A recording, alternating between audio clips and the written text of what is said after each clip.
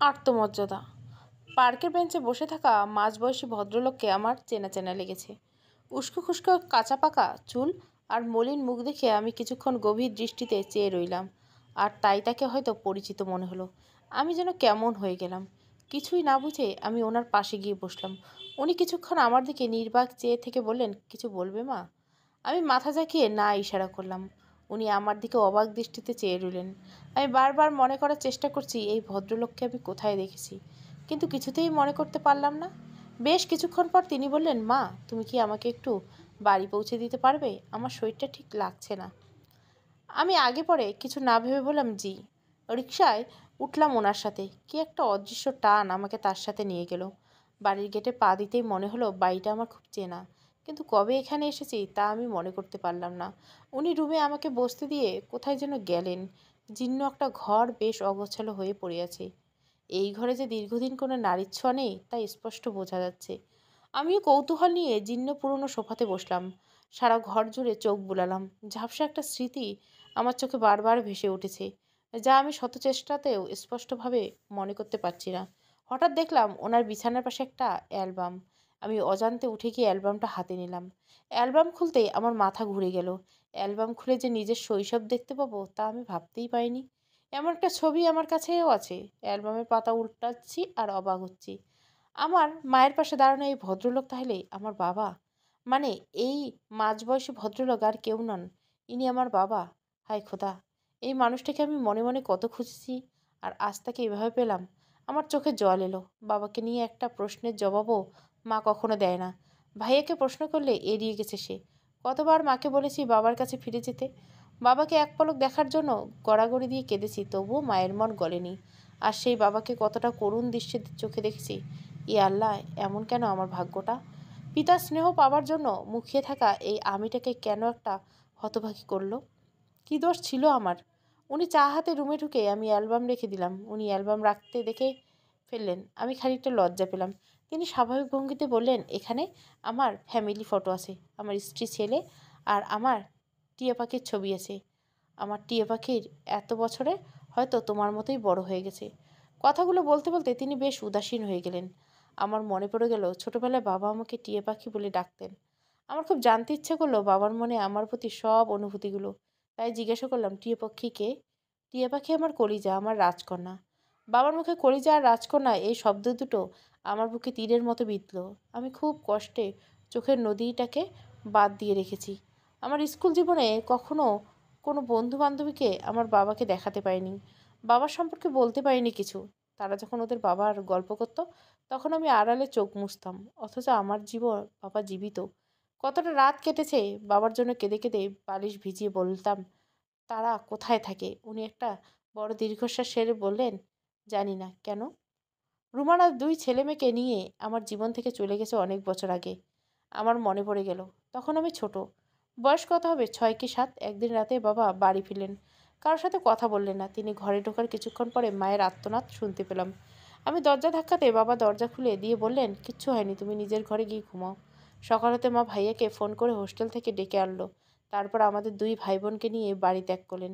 সেদিন রাতে মা কেন কেঁদেছিল তার জবাব আজও পাইনি আমি। আমি চেতনায় ফিরে জিজ্ঞাসা করলাম, কেন চলে গেছে তারা? আমার জীবনে যে কাল রাত নেমে এসেছিল, যে কাল রাতে একটা কাল নাগিনের ছোবলে আমার সব কিছু শেষ হয়ে গেছে। নিঃস্ব হয়েছে আর্থিক দিককে দিয়ে, নিঃস্ব হয়েছি পরিবারকে হারিয়ে। আজ কতগুলো বছর কেটে গেছে, আমি একা, খুব একা। জানি না বাবা কি বোঝালেন। তিনি কোন কাল নাগিনীর কথা বললেন? কে এই কাল নাগিনী? কী করেছে সে? কিন্তু কি এক দ্বিধাদ্বন্দ্ব হয়ে প্রশ্নগুলো তাকে করতে পারলাম না। বললাম, আপনার পরিবারকে খুঁজেছেন কখনো? প্রথম দিকে অনেক খোঁজার চেষ্টা করছি রুমানাকে বোঝানোর জন্য, কিন্তু সে বোঝেনি। পরবর্তীতে তাদের পথ খুঁজে পাওয়ারও পথ রাখেনি সে। ওর মতো আত্মবিশ্বাসী নারী পথ রাখবে না, এটাই স্বাভাবিক। ও তাকে হারানোর পরে বুঝেছি যে আমি কত বড় সম্পদ হারিয়ে ফেলেছি। যাই হোক, তুমি চা খাও মা। আচ্ছা, তোমার নাম কি? আমি যে তার টিয়া পাখি সে কথাটা আপাতত না বলাই ভালো। মিথ্যে বললাম, রেশমি। সুন্দর নাম। তোমার বাবা কি করেন? জানি না। এটা কেমন কথা? আসলে আমার বাবা নেই। মারা গেছে? বেঁচে আছে, তবে আমাদের থেকে দূরে থাকে। দূরে কেন? সেটাও জানি না। ও, আমি এখন হোস্টেলে ফিরবো, অন্য একদিন আসবো। সারাত ঘুম হলো না। সকালে কলেজে না গিয়ে বাড়ি চলে গেলাম। বাবার এমন একাকিত্বে মায়ের মুখোমুখি আমাকে দাঁড়াতেই হবে। কেন মা বাবাকে এমন একটা অসহায় জীবনের মধ্যে ঠেলে দিয়ে নিজেকে আড়াল করে রেখেছে? কেন আমাদের পিতৃস্নেহ থেকে বঞ্চিত করেছে? এতটা বছর ধরে শুধু বাবার আদরের জন্য পিপাসার্থ হয়ে কেঁদে কেঁদে বালিশ ভিজিয়েছি। এইসব কিছুর জন্য মা দায়ী। শেষবারের মতো মায়ের মুখোমুখি দাঁড়াবো এমন পণ করে খুব সকালে বাড়ি ফিরে মায়ের সামনে দাঁড়ালাম। অসময়ে আমাকে দেখে মা খুব অবাক হলো। আজ আমার মাথায় বাবা ছাড়া অন্য কিছু নেই। আজ মাকে জবাব দিতে হবে। মা অবাক হয়ে বললেন, কি হয়েছে তোর মিমু? তোকে এমন লাগছে কেন? আর এত সকালে তুই বাড়িতে বা কেন এসেছিস? আজ ক্লাস নেই? মায়ের প্রশ্ন এড়িয়ে গিয়ে আমি তাকে প্রশ্ন করলাম, বলো মা, আমার বাবা কোথায়? সে কি এমন অপরাধ করেছিল যে তুমি তাকে ত্যাগ করেছ আর আজও তাকে ক্ষমা করতে পারোনি? আমার প্রশ্ন শুনে এই প্রথম মা অবাক হলো, কারণ এতদিন শুধু একটাই প্রশ্ন করছি, বাবা কোথায়। আজ সে বড় সড়ো আরেকটা প্রশ্ন করছি। মা কিছুক্ষণ চুপ থেকে বলল, যা এত বছর বলিনি তা আজও বলবো না। আমাকে জোর করিস না মিমু। একটা মানুষকে নিঃসঙ্গ একা ফেলে রেখে কি আর বলবে তুমি মা? কাকে আমি নিঃসঙ্গ একা ফেলে রেখেছি? বাবাকে, আমার বাবাকে। আমার কথা শুনে মা স্তব্ধ হয়ে গেল। পাশের চেয়ারে বসে উদাসীন জানলার দিকে তাকিয়ে রইল। আমার আচরণে মা হয়তো খুব কষ্ট পেয়েছে, কিন্তু আমার বাবাও তো ভালো নেই। আমি নিজে চোখে কালকে বাবাকে দেখে এসেছি। আজকে জানতে হবে মা কেন বাবাকে একলা ফেলে এসেছে। কি অপরাধ বাবার? কেন মা বাবাকে এভাবে নির্ভরভাবে শাস্তি দিচ্ছে, সাথে আমাদেরকেও? মিমু, তুই আমাদের চোখের সামনে থেকে যা। আমি তোর একটা প্রশ্নের জবাব দেব না। এখন আমাকে একলা থাকতে দে। তোমরা সবাই একলা থাকো, সাথে আমাদের দুই ভাই বোনকে একলা করে দিয়েছো। কেন বঞ্চিত করেছো আমাদের পিতৃস্নেহ থেকে? এই প্রশ্নের জবাবটা দাও। জবাব দেব না? তাহলে ধরে নিচ্ছি তুমি এমন কোনো অন্যায় করেছিলে যা ঢাকতে লুকিয়ে আছো এত বছর ধরে। আমার কথা শুনে মা কষে আমার গালে একটা চড় বসিয়ে দিল। আমার মাথাটা ঘুরে উঠল। কিছু না বলে মা রুম থেকে বেরিয়ে গেল। আমি নির্বাক হয়ে চেয়ে রইলাম। আজব মানুষ আমার মা। এত কিছু পরে সে কিছুতেই বলবে না। কি এমন ঘটেছে যে নিজের সন্তানের কাছে প্রকাশ করতে এত আপত্তি? দুপুরের দিকে বাড়ি থেকে বেরিয়ে গেলাম। বাবার বাড়ির সামনে গিয়ে দেখলাম সদর দরজায় তালা ঝুলছে। দরজার পাশে বসে রইলাম। কাঠফাটা এই দুপুরে রোদটাকে দুজক মনে হলো। আমি ঠায় বসে রইলাম। বিকেল গড়িয়ে বাবা এলেন। আমাকে এইভাবে বসে থাকতে দেখে তিনি অবাক দৃষ্টিতে চেয়ে রইলেন। আমি উঠে দাঁড়ালাম। মা, তুমি এখানে বসে আছো কেন? আমি আপনার সাথে দেখা করতে এসেছি। কেন? জানি না। এখন কি বলবো? নিজের পরিচয় দেবো কী করে? কিছু বুঝে না বুঝে পেয়ে বললাম, আমি আপনার মিমুকে চিনি। সত্যি? কিন্তু কি করে? আসলে সে আমার বান্ধবী। আমি ওদের বাড়িতে ওর ছোটোবেলার ছবি দেখেছি। সেদিন আপনার অ্যালবামে তার ছবি দেখে চেনা চেনা লেগেছিল, কিন্তু নিশ্চিত ছিলাম না বলে কিছু বলিনি। সত্যি তুমি আমার মিমুকে চেনো? হ্যাঁ, সত্যি চিনি। তুমি আমাকে আমার মিমুকে একটিবার দূর থেকে দেখাতে পারবে? আপনি ওদের বাড়িতে গেলেই তো পারেন। আমি রুমানার সামনে দাঁড়ানোর সাহস রাখি না। কেন? এটা নিতান্তই আমার ব্যক্তিগত বিষয়। প্রিয়জনদের কাছে পাবার জন্য আপনি দাঁড়াতে পারবেন না? তুমি রুমানাকে চেনো না। ওর মতো আত্মসম্মানী মেয়ে পৃথিবীতে কমই আছে। সে কখনো আমার মুখোমুখি দাঁড়াবে না। কী এমন ঘটেছিল আপনাদের মাঝে যে আপনারা এভাবে আলাদা থাকেন? বললাম তো, ওটা আমাদের ব্যক্তিগত বিষয়। আমি চাই মিমু ছায়ায় থাকুক। মেয়েটা খুব দুঃখী। সে তার বাবার ভালোবাসা চায়। আমার ছেলেমেয়েরা তাদের মা বাবাকে কখনোই একসাথে পাবে না। এটাই নসিব আমাদের। প্লিজ বলেন না কী ঘটেছিল। তুমি এখন যাও মা, আমি একা থাকবো কিছুক্ষণ। কথাটা বলে বাবা ভেতরে চলে গেল। আমি দরজার সামনে দাঁড়িয়ে থাকলাম। কী এমন ঘটনা যেটা বাবাও বলছে না? হাল ছাড়লে চলবে না। আমি পেছন থেকে আমার ডাক দিলাম, দাঁড়ান। আমাকে কথা শেষ হয়নি। অনেক কিছু বলার আছে আমার। বাবা পেছনে ফিরে বললেন, আমি ব্যক্তিগত কোনো প্রশ্নের জবাব দিব না। রুমানা ইয়াসমিন আপনাকে ত্যাগ কেন করেছিলেন? কি করেছিলেন আপনি? বাবা আমার দিকে অবাক দৃষ্টিতে চেয়ে থেকে বললেন, কে তুমি? আমি মিমু। তুই আমার টিয়া পাখি? আমার প্রশ্নের জবাব দিন। বাবা কিছুক্ষণ মাথা নিচু করে দাঁড়িয়ে থেকে তারপর একটা দীর্ঘশ্বাস ছেড়ে বলেন, আমার সহকর্মী আমাকে ফাঁসি ছিল, বাধ্য হয়েছিলাম বিয়ে করতে। আর এই কথাটা রুমানাকে বোঝাতেই পারিনি। সে কোথায়? আমার টাকা পয়সা হাতিয়ে নিয়ে চলে গেছে। আমি সব হারিয়ে গেছি। আমি নিঃস্ব, আমি রিক্ত। আমার জানা হয়ে গেছে। এখন আমি আসি। আমি চলে আসতে চাইতে বাবা পেছন থেকে ডাক দিলেন। আমি থমকে গেলাম। মিমু, আমার বুকে আসবি মা একটাবার? আমি বাবার ডাক ফেরাতে পারলাম না। আমি যে বড্ড তৃষ্ণার্ত। ছুটে বাবার বুকে গেলাম। কি শান্তি তা বর্ণনা করার সামর্থ্য আমার নেই। এই আদরটুকুর জন্য কতকাল আমি অপেক্ষা করেছিলাম। কিন্তু বাবা আর একটা বিয়ে করেছিল, এটা মন থেকে মানতেই পারলাম না। হঠাৎ বুকটা ব্যথায় ভরে গেল। আমি কিছু না বলে বাবার বুক থেকে নিজেকে সরিয়ে দৌড়ে চলে এলাম। গতকাল বাবার সাথে দেখা করে আসার পর থেকে ঘর থেকে বের হইনি। এই পৃথিবীটাকে বিষাক্ত লাগছে। খাওয়া দাওয়া বন্ধ করে দিয়েছি। মাকে অনেকবার এসেছে খাবার নিয়ে, কিন্তু আমি খাইনি। কি হবে খেয়ে? এমন ব্যতিক্রমী জীবন নিয়ে আমি বাঁচতে চাই না। মাকে আর কোনো প্রশ্নই করিনি। জবাব তো পেয়ে গেছি। বাবাকে একজন ফাঁসিয়ে বিয়ে করে নিঃস্ব করে দিয়ে চলে গেছে। এই ঘটনাতে আমার মায়ের কোনো দোষ ভুল নেই। স্বামী বিয়ে করছে এমন কথা জেনে সেই স্বামীকে ক্ষমা করা, সংসার করার মতো অনুভূতিহীন মন তো সবার নেই। দুপুর গড়িয়ে মা রুমে এলো, আমার পাশে বসে রইল। মিমু, আমার এই যে বয়সে আগে চুল পাকা আর ত্বক কুঁচকে যাবার কারণ কি জানিস? হঠাৎ মায়ের মুখে এমন কথা শুনে তার মুখের দিকে তাকালাম। কেঁদে চোখ দুটো ফুলিয়ে লাল করে ফেলেছে। মায়ের মুখের দিকে আমার বুকের ভেতর হাহাকার করে উঠল। আমি একটা দীর্ঘশ্বাস ছেড়ে বললাম, জানি এই সংসারে অভাব অভিযোগ তোমাকে বৃদ্ধ বানিয়েছে। একটা জীবনের গল্প শুনবি? হ্যাঁ, শুনবো। মা বিছানা থেকে উঠে জানলার দিকে এগিয়ে গেলেন। জানলার গ্রিল ধরে দাঁড়িয়ে বাইরে চেয়ে রইলেন। তারপর কথা শুরু করলেন। 34 বছর আগে, তখন আমি বিয়ে দ্বিতীয় বর্ষের ছাত্রী ছিলাম। তখন কলেজ থেকে ফেরার পথে একটা ছেলে আমাকে প্রায় ফলো করতো। আমি দেখেও না দেখার ভান করতাম। তারপর একদিন কলেজ থেকে ফেরার পথে সে আমার পথ আটকে দাঁড়ালো। আমি বেশ ভয় পেয়ে গেলাম। সে সময় কোনো ছেলের সাথে কথা বলা মানেই তো মেয়ের গায়ে কলঙ্ক লাগা। এই ভয়ে সবসময় আতঙ্কিত থাকতাম। সে আমার মুখোমুখি দাঁড়িয়ে বলল, তোমাকে আমার ভালো লাগে। রোজ দেখতে দেখতে ভালোবেসে ফেলেছি হয়তো। তার এমন কথাতে ভয় পেলাম নাকি অবাক হলাম তা আমি জানি না। বেশিক্ষণ দাঁড়িয়ে থাকার সাহস পেলাম না। আমি সরাসরি থেকে প্রত্যাখ্যান করলাম। বললাম, আমি তো আপনাকে চিনিই না, আর এসব ভালোবাসি আমার আসে না। পথ ছাড়ুন। সে পথ ছেড়ে দিল। আমি দ্রুত হেঁটে বাড়ি ফিরে এলাম। কিছুদিন পর ছেলেটা বিয়ের প্রস্তাব পাঠালো। তখন জানতে পারলাম সে কলেজের পাশেই স্থানীয় একটি ব্যাংকে চাকরি করে পাশাপাশি অনার্স পড়ে। তারপর আমাদের দুই পরিবারের সম্মতিতে আমার আর শরীফের বিয়ে হলো। ফ্যামিলি চেয়েছে বলে আমি আর অমত করিনি। শুরু হলো আমার নতুন জীবন। তবে বলা যায় সেটা সংগ্রামী জীবন। শরীফের ঘরে সৎমা ছিল। বিয়ে হয়ে আসার পর থেকে সৎ শাশুড়ি, ননদ, দেবর সবাই আমাকে অমানসিক নির্যাতন করতে শুরু করে। আমি শুধু কাঁদতাম। আমার কান্না দেখতে দেখতে শরীফের ধৈর্যের বাঁধ ভেঙে গেল। সে আমাকে নিয়ে বাড়ি ছাড়লো। একটা বাসা ভাড়া করে আমার সংসার করতে শুরু করলাম। বিনা অভিযোগে অভাব মেনে নিয়ে আমরা একে অপরের নিয়ে খুব সুখী ছিলাম। হঠাৎ তার চাকরিটাও চলে গেল। আমাদের পৃথিবী আঁধার হয়ে গেল। আমার লেখাপড়া বন্ধ হয়ে গেল। সে লেখাপড়ার পাশাপাশি চাকরি করত। সামনে তার অনার্স ফাইনাল পরীক্ষা। কোনো উপায় খুঁজে না পেয়ে আমি লেখাপড়া ছেড়ে দিয়ে একটা ছোট্ট চাকরি আর কিছু টিউশনি নিলাম। এই উপার্জনের সংসার চালাচ্ছি।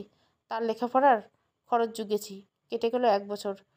তারপর সে মাধ্যমিক স্কুলে একটা চাকরি পেল, যার স্যালারি মাত্র 900 টাকা। দুজনের উপার্জনের সংসার ভালোই চলছিল। চেয়েছিলাম আবার লেখাপড়া শুরু করব। ঠিক তখনই অনুভব করলাম আমার ভিতরে একটি প্রাণ সঞ্চার। লেখাপড়া শুরু করা আর হলো না। আমার প্রথম সন্তান তিতাসকে জন্ম দেওয়ার পরে আমার একলামশিয়া হলো। সে তার বাবার থেকে প্রাপ্ত শেষ সম্বলটুকু বিক্রি করে আমাকে বাঁচিয়ে এলো। তখন বেঁচে ফিরে স্বস্তির নিঃশ্বাস ছাড়লো। আজ মনে হয় তখন আমার মরে যাওয়াই উচিত ছিল। ছেলের জন্মের পর কিছু গহনা বিক্রি করে জায়গা কিনে ছোট্ট একটা কুটির বানালাম। সেই কুটিরে গভীর সুখ ছিল, কিন্তু এ সুখ বেশি দিন আমাদের সইল না। শরীরের কিডনিতে সমস্যা দেখা দিল। আমার সমস্ত গহনা বিক্রি করে তার চিকিৎসা করালাম। নারীর আসল গহনা তো তার স্বামী। স্বামী যদি না থাকে তাহলে গহনা দিয়ে কী হবে? এমন প্রতিকূল পরিস্থিতির মুখোমুখি দাঁড়িয়ে আমি ভেঙে পড়িনি। দুজনের উপার্জনে আমার রাজপুত্রকে নিয়ে জীবনটা ভালোই চলছিল। ছেলেকে সময় দেওয়ার জন্য চাকরিটা ছেড়ে দিলাম। আমি আবার লেখাপড়া শুরু করে গ্র্যাজুয়েশন কমপ্লিট করলাম। এর মধ্যে কেটে গেল 5 বছর। তাকে স্কুলে ভর্তি করালাম। তার লেখাপড়ার পিছনে দিনরাত পরিশ্রম করছি। তারপর পৃথিবীতে এলো আমার শ্যামা পাখি, আমার মিমু। শুরু হলো নতুন সংগ্রাম। শরীফ তোর নাম দিল টিয়া পাখি। এতগুলো বছর পর শরীফ 16,000 টাকার বেতনের চাকরি করে। তিতাস তখন অনার্সে পড়ে। একটু একটু করে বড় হচ্ছিস তুই। এতটা প্রতিকূলতার মাঝে আমাদের স্বামী স্ত্রীর ভালোবাসা অক্ষত ছিল। এর মধ্যে সুখবর এলো, শরীফ প্রধান শিক্ষক হয়ে একটা হাই স্কুলে জয়েন করলো। আমি হাঁপ ছেড়ে বাঁচলাম। ভাবলাম এবার বুঝি সুদিন এলো। এবার ছেলে মেয়ের ভবিষ্যৎ ভালো হবে। ধীরে ধীরে ছোট্ট কুটিরটাকে বাড়িতে রূপান্তরিত করলাম। সংসার নতুন করে গুছিয়ে নিলাম। কিন্তু দুর্ভাগ্য, আমার যে সংসার থেকে অভাব বিতাড়িত হলো, সাথে ভালোবাসাও। শরীফ কেমন যেন বদলে গেল। চোখের সামনে পছন্দের মানুষটাও বদলে দেখাটা পৃথিবীর সেরা নির্মম দৃশ্য। শরীফ ছেলেমেয়েদের খোঁজখবর আর ঠিক মতো নেয় না। আমিও পাথর হতে থাকলাম। ঠিক যেন একটা রোবট। হাসি, আনন্দ, উচ্ছ্বাস কিছুই নেই আমার মাঝে। আমার রঙিন দিনগুলো হঠাৎ বর্ণহীন ধূসর হয়ে গেল। আমার নির্ঘুম রাতের সাক্ষী আমার চোখের নিচে কালো দাগ, যার কখনোই শরীফের চোখে পড়েনি। সে মনে মনে আমার জীবন থেকে অনেক দূরে সরে গেছিল। যা আর কখনোই আগের মতো হয়নি। চোখের সামনে দেখেছি একটা মানুষের অবজ্ঞায় ভাঙতে বসেছে আমার সুখের নীড়। হঠাৎ কানে এলো শরীফ তার সহকর্মীকে লুকিয়ে বিয়ে করেছে অনেক দিন আগে। ওদের মধ্যে নাকি রিলেশন ছিল অনেক আগের। এটা জানার পর আমার মাথায় বজ্রপাত নামলো, পায়ের তলে মাটি সরে গেল। আমি দিশেহারা হয়ে গেলাম। কি করব কিছুই ভেবে পেলাম না। সেদিন রাত্রে সে বাড়ি ফেরার পর সরাসরি প্রশ্ন করলাম। সেও যেন এই ঘটনা লুকিয়ে রাখায় ক্লান্ত হয়ে গেছিল। আমি খুব করে চেয়েছিলাম এই ঘটনাটা যেন মিথ্যা হয়। সে যেন বলে, রুমানা তুমি যা শুনছো সব মিথ্যে। কিন্তু সে উল্টো বলল, মুহূর্তে আমার জীবনের পৃথিবীতে সূর্যতে গ্রহণ লাগলো। এক পলকে সব আধার হয়ে গেল। সে গ্রহণ আজও কাটেনি। সারা রাত আমি আর্তনাদ করে কাটালাম। আমার যে সব কিছু শেষ হয়ে গেল, আমি যে নিঃস্ব হয়ে গেলাম। এসবের পর তার সাথে এক ছাদের নিচে থাকতে আমার রুচিতে বাঁধলো। তার প্রতি নিমেষেই এতটাই ঘৃণা সৃষ্টি হলো যে আমি তার সংসারে মায়া ত্যাগ করলাম। পরের দিন তিতাসকে হল থেকে ডেকে আনলাম। কি করব, কোথায় যাব, কোথায় থাকবো, কি খাবো, এই সব কিচ্ছু না ভেবে তিতাস আর তোকে সাথে নিয়ে ঘর ছাড়লাম। শুরু হলো সবচেয়ে নির্মম সংগ্রাম। একটা ছোট্ট রুম ভাড়া করে তাদের সাথে নিয়ে নতুন জীবন শুরু করলাম। এই বয়সে চাকরি করার আর সুযোগ নেই। কিছু টিউশনি নিলাম আর নকশিকাঁথার কাজ নিলাম। তিতাস হল ছেড়ে দিল। সেও বেশ কিছু টিউশনি নিল। খেয়ে না খেয়ে আমাদের দিন কাটছিল। কত রাত কেটেছে আমার পানি খেয়ে। ছেলেমেয়ের মুখে খাবার তুলে দিতেই পেরে আমি তৃপ্তি পেয়েছি, কিন্তু তোদের মুখে ভালো খাবার তুলে দিতে পারিনি। সেই যন্ত্রণায় আমিও ভেঙে চুরমার হয়ে গেছি। জানিস মু, কতকাল আমি ঠিকমতো ঘুমাই না। শেষ কবে শান্তিতে ঘুমেছি তা আমার মনেই পড়ে না। আমার সব কষ্টের সাক্ষী আমার মাথার বালিশ। ওখানে আমার চোখের জলের দাগ লেগে আছে। আমি সবার ভয়ে লুকিয়ে লুকিয়ে কেঁদেছি। আমি আক্ষেপ করে প্রাণ ভরে আর্তনাদ করে কাঁদতে পারিনি। কাঁদলে তো এই সমাজ প্রশ্ন করবে কেন কাঁদছি, কী জবাব দিব আমি? আমি ব্যর্থ একজন নারী যে তার স্বামীকে আটকে রাখতে পারিনি। আমার স্বামী আমার হাত ছেড়ে দিয়ে অন্য এক নারীর মেয়ের হাত ধরেছে। এসব কি মাথা উঁচু করে বলার মতো কথা? আমি বলতে পারিনি, কিচ্ছুতেই পারিনি। কেঁদে কেঁদে চোখের দৃষ্টি কমে গেছে। চোখে আগের মতো দেখতে পাই না। আমার বয়সের আগে চুল পেকে গেছে। বিশ্বাস করে ভালোবাসার সুখে দুঃখে পাশে থাকা কি প্রতিদান পেলাম আমি? একজন বিশ্বাসঘাতককে ক্ষমা করার মতো উদার মন আমার নেই। তাই তো আজও তাকে ক্ষমা করতে পারিনি। আমি নির্বাক হয়ে মায়ের কথাগুলো শুনছি। টপ টপ করে চোখ থেকে জল পড়ছে তার। আমার চোখও বারবার ঝাপসা হয়ে যাচ্ছে। মা চোখ মুছে আমার দিকে তাকিয়ে বলল, তোর বাবা যদি তোদের কথা ভাবতো তাহলে এমন কাজ সে কখনোই করতে পারতো না। তবু আমি দোষী। আমি তোদের পিতৃস্নেহ থেকে বঞ্চিত করছি। পারলে আমাকে ক্ষমা করে দিস। তোর কি আর কিছু জানার আছে মিমু? আছে। সব দোষ বাবার, অথচ তুমি এই ঘটনা সবার থেকে কেন লুকিয়ে রেখেছিলে? ইভেন তোমার সন্তানদের কাছ থেকেও কেন মা? মা আবার জানলা দিয়ে বাইরে তাকিয়ে বলল, একটা নারীর সবচেয়ে লজ্জার বিষয় কোনটা জানিস? স্বামী তার স্ত্রীকে রেখে অন্য নারীর প্রতি আসক্ত। যদি সে বলে তাকে ফাঁসিয়ে নাকি বাধ্য করেছে, কই আর কেউ তো ফাঁসালো না, তাকেই কেন? কারণ সে ফাঁসানোর সুযোগ করে দিয়েছে। আমার লজ্জা করে এই মুখ নিয়ে আয়নার সামনে দাঁড়াতে। কি দোষ আমার ছিল? আমি তাকে উজাড় করে ভালোবেসেছি, বিশ্বাস করেছি। এটাই কি আমার দোষ? কথাগুলো বলতে বলতে মায়ের গলার স্বর ভারী হয়ে গেল। বারবার চোখের পানি মুছে সে কুল কিনারা পেল না। আমি বিছানা থেকে নেমে মায়ের পেছনে গিয়ে দাঁড়িয়ে বললাম, আমাকে ক্ষমা করে দাও মা, প্লিজ প্লিজ। মা চোখ মুছে জানলার পাশ থেকে সরে এসে বলল, মায়ের কাছে সন্তানের কোনো অপরাধ থাকে না। খাবার রেখে গেলাম, খেয়ে নিস। কথাটা বলে মা রুম থেকে বেরিয়েও যেতে পা বাড়ল। আমি দৌড়ে গিয়ে পেছন থেকে মাকে জড়িয়ে ধরে হাউমাউ করে কাঁদলাম। আমার দুঃখিনী মা কতটা যাতনা সহ্য করে আমাদের আগলে রেখেছেন। সব দোষ বাবার, অথচ মা এতদিন এই সব লুকিয়ে রেখেছে। আর এতটা বছর ধরে আমি মাকেই বারবার দোষ দিচ্ছি, প্রকাশ্যে এবং অপ্রকাশ্যে। মা কখনো প্রতিবাদ করেনি।